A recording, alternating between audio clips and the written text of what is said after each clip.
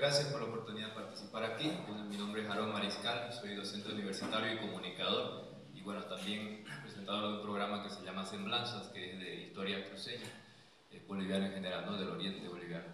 Bueno, este tema de la Iglesia Católica como articuladora del desarrollo integral tiene como fin tratar de mostrar el aporte que ha hecho la Iglesia a nuestra historia a lo largo de estos 200 años. Y no es la intención de esta ponencia hacer algo apologético, porque para la apologética o defensa de la fe se requiere de dos cosas, ¿no? La filosofía y la teología. No se va a hablar de filosofía ni de teología, de esos argumentos no, sino de hechos históricos más que todo. Entonces, bueno, comenzaremos. Primero que nada, conviene hacer a manera de introducción que hay un ejemplo de Monseñor Caroli, o Caroli, con algunos indígenas, en inicio del siglo XX. La Iglesia Católica ha estado muy presente en los 200 años de vida republicana que lleva Bolivia. El rol que desempeñó es de suma importancia para conmemorar el bicentenario debido a que su intensa actividad en conexión con la sociedad y el Estado trajo enormes beneficios para el conjunto de los bolivianos, impulsando obras duraderas y de alto impacto. Para comprender mejor el tema se hablará del contexto histórico fundacional de la República, de la Iglesia como gestora de recursos humanos, de la misma gestionando recursos naturales y de la proyección a futuro de sus actividades. En este sentido podemos comenzar hablando de su contexto histórico fundacional. Brevemente, para no extendernos demasiado, algunos aspectos veloces que tal vez no resuman con justicia todo el enorme periodo conflictivo que fue este periodo, perdón, valga la redundancia, esta época, pero sí trata de sintetizar lo más importante. La Iglesia Católica aportó mucho a Bolivia y América durante el periodo hispánico, llamado a veces periodo colonial, según lo documentan numerosísimas fuentes bibliográficas. Este legado incluye las universidades, escuelas de caciques, por ejemplo, hospitales y obras caritativas en general, así como también la cultura y las bellas artes, pintura, música, escultura, arquitectura. Grandes órdenes religiosas como los jesuitas, franciscanos, mercedarios y dominicos dejaron alto impacto en el país. Comenzar la República Boliviana en 1825 fue difícil debido a que la guerra de emancipación diezmó en 15 años a ambos bandos, los hirió a republicanos y a monarquistas, fue muy devastador para ambos, llegando tal división incluso a la jerarquía eclesiástica, que se debatía entre el apoyo al rey español Fernando VII o la fundación de un nuevo Estado.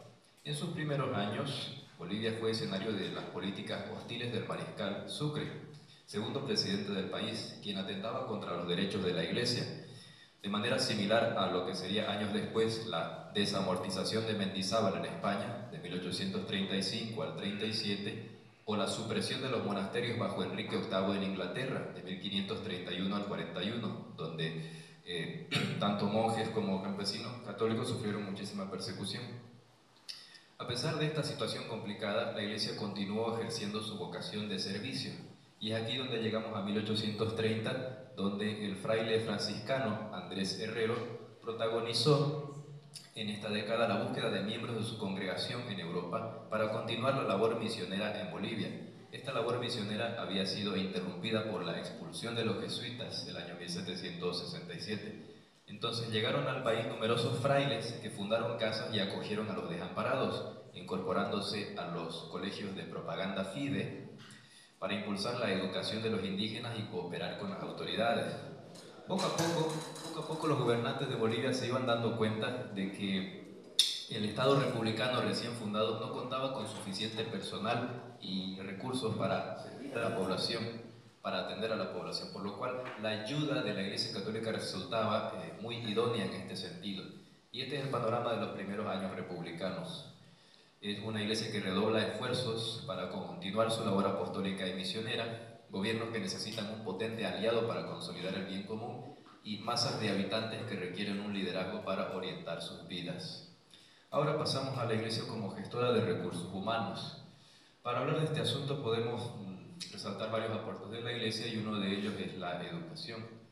Ante la falta de escuelas debido a la guerra emancipadora, durante las primeras décadas del siglo XIX, los seminarios católicos admitían no solo a estudiantes que aspiraban a la vocación religiosa, sino también a laicos que deseaban capacitarse y progresar, motivo por el cual se les brindaba una educación integral, alfabetización, ciencia, cultura y moral. El retorno de los jesuitas a Bolivia, bastantes décadas después de su expulsión durante el virreinato, fue muy celebrado por las masas. Políticos y padres de familia tenían muy buen concepto de los jesuitas, por lo cual era normal retenerlos en las ciudades que visitaban y rogarles que se queden en ellas para instruir a los niños y jóvenes, a falta de maestros en el sistema en general. La presencia eclesiástica católica en el sistema educativo, representado por los colegios privados y de convenio, fortaleció el acceso de la población a la instrucción elemental y técnica en diversas partes del país. Fe y Alegría es una iniciativa paradigmática y monumental en este aspecto.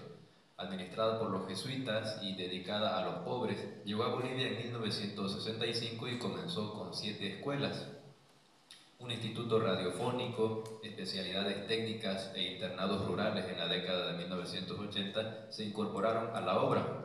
Para 2021 ya Fe y Alegría contaba con unos 405 centros educativos, distribuidos en 73 municipios de los 9 departamentos, colegios de nivel inicial, primario, secundario, escuelas técnicas inclusivas y complementarias, etc.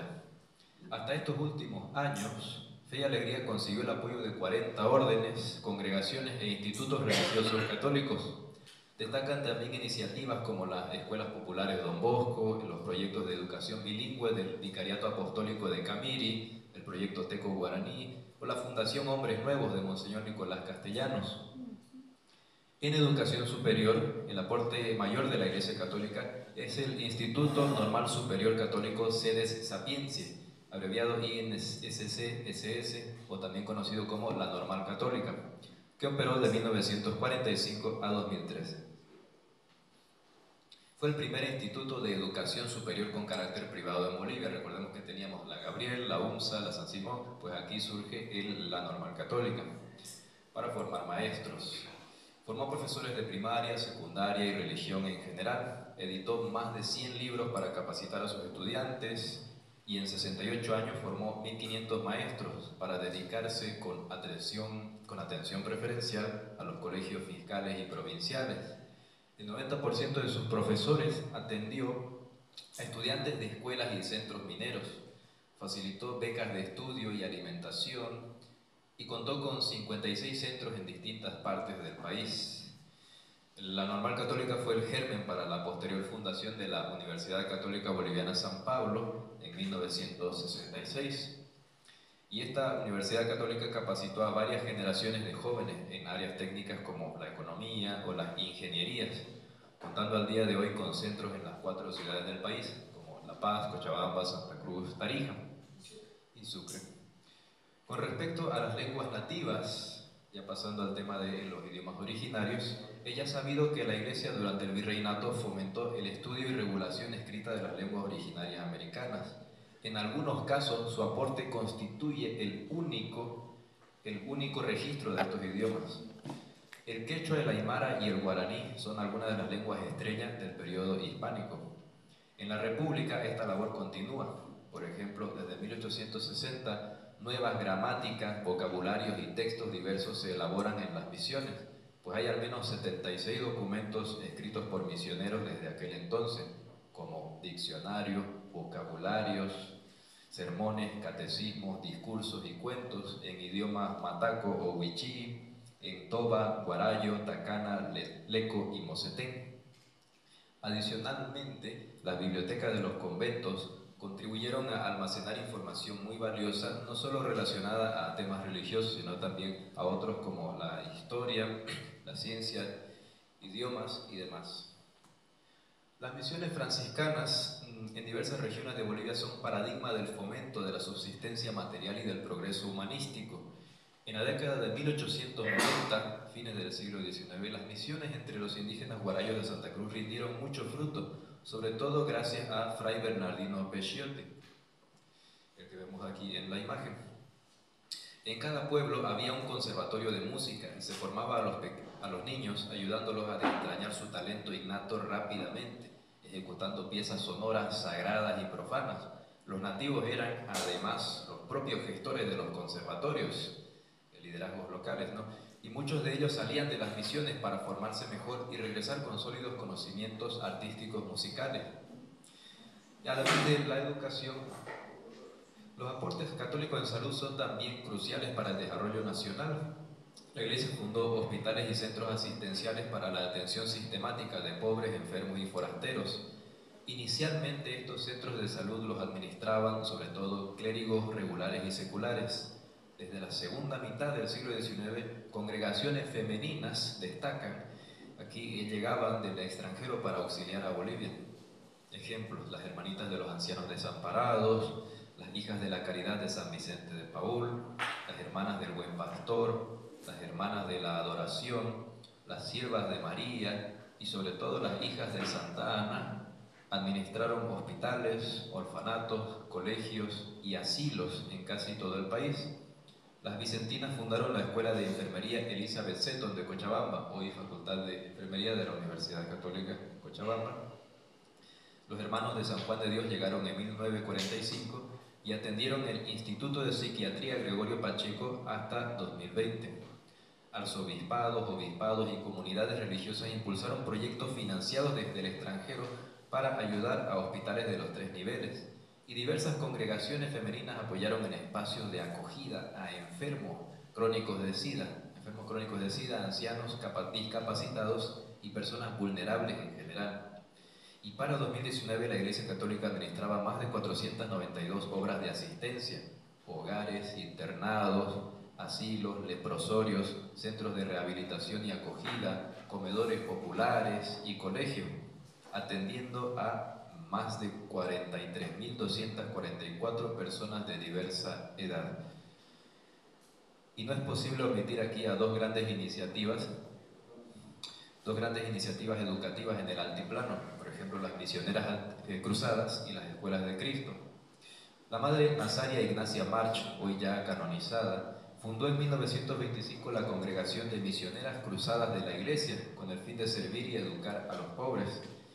Este instituto religioso gestionó obras de caridad que impactaron en los 9 departamentos del país.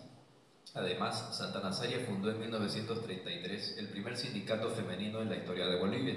Aquí lo vemos en la fotografía. Por su parte, el fraile franciscano José Zampa fundó en 1907 la Red de Educación Católica Escuelas de Cristo, que acogía a hijos de mineros y de campesinos. Comenzó con 4 escuelas, pero a los 20 años superó las 60 en varias localidades de Oruro y Potosí. Zampa impulsó también la Agrupación Cristiana de Obreros y Artesanos, el Patronato de la Infancia, cajas de ahorro y otras iniciativas sociales. Por otro lado, la Iglesia Católica fue pionera en el uso de algunos medios de comunicación como la radio. La primera radio católica en Bolivia y en Hispanoamérica fue Fides, fundada en 1939 en La Paz, Bolivia e Hispanoamérica. Esto es importante. No se limitaba a la evangelización, sino que también impulsaba la educación, el apoyo agropecuario y las protestas sociales. Otros ejemplos igual de valiosos de radio son San Gabriel, San Rafael, Pío XII, San Miguel, Acción Cultural Loyola, IRFA y Herbol.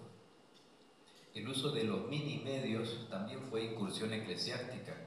En la década de 1960, las parroquias popularizaron los sonovisos o diapositivas, proyección de imágenes combinadas con reproducción de casete, así como también los foros de discusión sobre cine, video, disco o casete. En televisión, si bien la Iglesia llegó un poco tarde, aportó también a la comunicación audiovisual mediante canales como Católica TV, Virgen de Copacabana y Fides TV.